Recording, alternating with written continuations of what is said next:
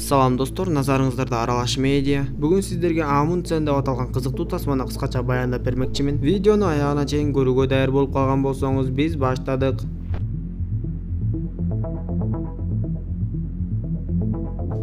Тасманын башында Түндүк Муз океанында 3 учкуч учак менен бара жатышып, бир кезде катуу сууктанбай тур учактын кыймылдаткычы иштен чыгып, ошол жерден эле бийиктигин жоготуп барып, муз үстүнө кулап түшүштү.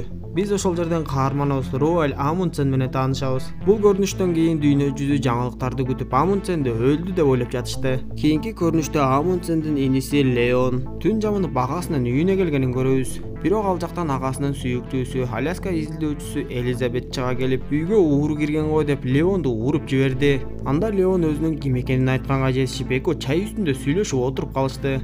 Элизабеттин суранышы менен Леон агасы экөөнүн жаш кезинен башталган өмүр таржымалын айтып бере баштады. Бир туугандардын атасы алар жаш кезинде эле бир өзгөчө глобусту көрсөтүп, бир туугандар болсо Жер планетасынын уюлдарында адам буту баспаган ачыла элек жерлер бар экендигин көрүшүп, дароо эле уюлдарга абдан кызыгып калышкандыгын байкайбыз. Кийинчерээк алардын апасы оорудан улам көз жумуп, андан кийинки көрүнүштө бир туугандар көп элдердин арасында Гренландиянын наркы жээгинен берки жээгине лыжа менен тээп өткөн адамды карап турушат. Ошондо Амундсен келечекте эмне менен алектенерин дагы да тагыраак түшүндү окшойт. Жаш кезинде алар түндүк батыш ашуусу аркылуу өтүшөт. Бирок Амундсен жоголуп кетип, Леон аны таң атканча издейт. Көрсө Амундсен бороондо кар алдында калып, чыга албай жатыптыр. Эртеси бактыга жараша Леон аны таап куткарып калды. Бир туугандардын жетишкендиктерине карабастан изилдөөчүлөр аларды жаш сынтып, Фалкон Скотт аларды кыскача гана куттуктап өттү.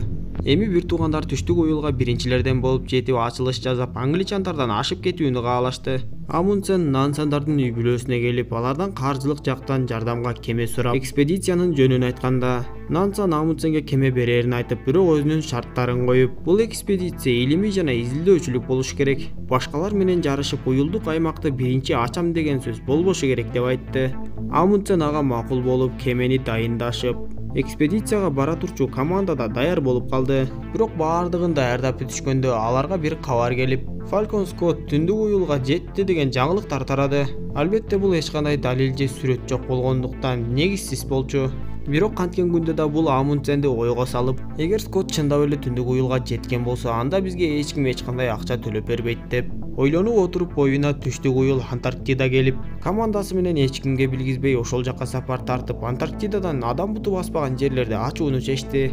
Амундсен ошол жака жол тартканда гана командасына алар түндүк уюлга эмес, түштүк уюлга бара жаткандыгын эскертип, буюрса биз түштүк уюлдагы жерлерди ачкан эң биринчи адамдар болуп калабыз. Мени менен аягына чейин барам дегендер тандооңорду ушул жерден жасагыла деп айтканда, баардыгы бирден макулдук беришип, ошол жака жөнөп кетишти. Анан да Амундсен аларды каржылык жактан камсыздап жаткан нансандардын үй бүлөсүнө кат жазып калтырып, мен быйыл түштүк уюлду изилдеп ачылыш жасаймын. Андан соң гана түндүк уюлга баардык илимий изилдөөчүлүк тармак менен экспедиция жасайбыз деп айтпастан түштүк уюлга кетип калгандыгы үчүн кечирим сурап, убадасын берип кат таштады. Арадан убакыт өтүп, Амундсендин командасы Антарктидага да келип калышты. Ошентип чыкыроон суукта алардын изилдөөсү башталып, күн санап адам буту баспаган жерлерди басып өтө башташты. Күндөрдүн биринде катуу бороондо Амундсен командасына артка кайтууга буйрук берип, алар кайрадан артка кайтып келишти. Бирок адашып кеткен эки адам түндө араң жол таап келишип, Амундсенге өз командаңдын бүтүндүгүн ойлобогон эмне деген капитансың деп ызы-чуу сала башташканда, Амундсен бул жактагы шарттын мында да катаал болоорун эскертип, ойлонбой келген ал экөөнү иштен кетирип салды. Калгандары эртеси жолду улап, нечен деген жолдорду жүрүп отурушуп, дээрлик картанын деле бир тобун түшүрүп коюшту окшойт. Аларда коркунуч качан болбосун жандап жүрүп, бир күнү дагы бир адамынан ажырап кала жаздашып, араңдан зорго куткарып калышты. Канчалаган тоскоолдуктарга карабай, акыры тоонун чокусуна чыгышып, аркы тараптан көрүнгөн көптөгөн тоолорго өздөрүнүн аттарын ыйгарышты. Бара-бара азык-түлүк азайып, эми иттердин да эттерин жей башташты. Акыры 55 күн дегенде өздөрү болжогон жерге жетишип, карталарын түшүрүп, ал жерге Норвегиянын желегин сайып, сүрөткө да түшүп коюшту.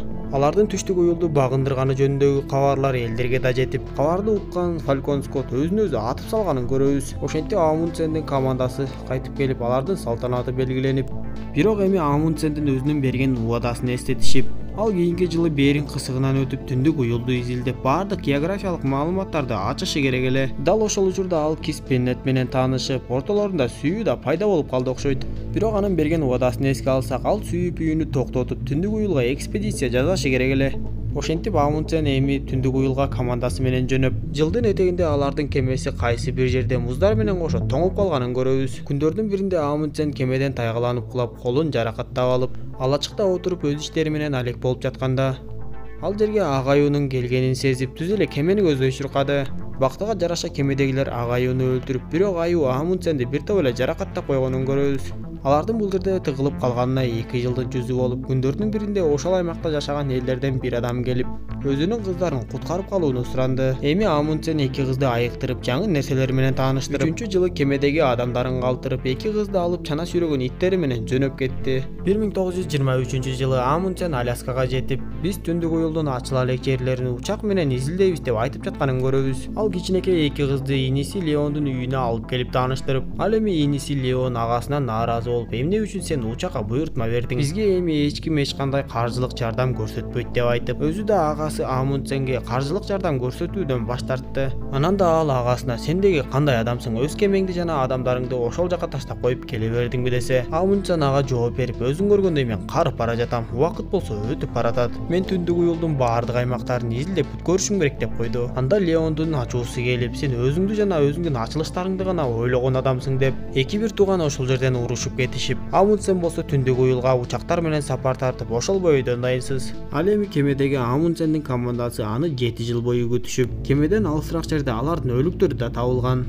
Кийинки көрүнүштө Амундсен Түндүк Муз океанында бир канча күндөр бою учакты оңдошуп, тобокелчиликке салып кайрадан учуп кетүүнүн аракетин көрүшүүдө. Бирок алардын бир канча күндүк аракети текке кетпей, учакты учуруп кетүүгө мүмкүн болду. Леон менен Элизабетке Амундсендин кайтып келиши жөнүндө маалымат жетип, алар чексиз сүйүнүп турушту. Чачтарын ак баскан Амундсенди жана командасын элдер жылуу тосуп алышып, ал өзүнүн сүйүктүүсү менен жолугуп, бирок негедир иниси Леон менен элдешпей койду. Эми ал Элизабеттин колун сурап, түндүк уюлду изилдеп бүткөндөн кийин экөөбүз сөзсүз түрдө чогуу болобуз деп убадасын берип, айткандай эле акыры Амундсен убакыттын өтүшү менен түндүк уюлдун так борборуна да жетип келди. Ал бийиктиктен төмөн тарапты карап, айлананын баардыгын калың муз каптап турганын көрдү. Ошентип Амундсен планетанын уюлдарындагы ачыла элек акыркы жерлерди ачып, эми планетанын бетинде адам баласы барбаган жерлер калган жок окшойт. Ал өзүнүн өмүрүн баяндап, кайсыл окуя кандай болсо дал ошондой кылып жазып, баардыгын ачыктап китеп кылып чыгарды. Бирок бул иш анын тарапкерлерин жана күйөрмандарын өзүнөн бир аз алыстатып койду окшойт. Убакыттын өтүшү менен ал өз репутациясын сактап калышы үчүн короон чапкынга кабылып, жоголуп кеткен Нобелди сактап калам деп, дароо эле шашылып ошол жака учагы менен учмай болду. Туда не добирался. Я буду первым. Ошентип эч бир учак бара албай жаткан аймакка Нобелди сактап калуу үчүн Амундсен учуп кетип, тасманын башында көрсөтүлгөндөй кырсыкка учурап дайынсыз болгон. Бул жолу Амундсен жана анын командасы муз үстүндө түндүк жаркыроосун карап жатып жан беришти. Ошол бойдон аларды эч ким тапкан эмес. Ал эми Норвегия азыркы күнгө чейин Амундсенди эскерип келет. Ошентип достор, болгон окуянын негизинде тартылган тасма да аягына чыгып калды. Видео жаккан болсо мага жакты белгисин басып, дос тааныштарыңыз менен бөлүшүп койгонду унутпаңыз. Кийинки видеодон көрүшкөнчө саламатта болуңуздар.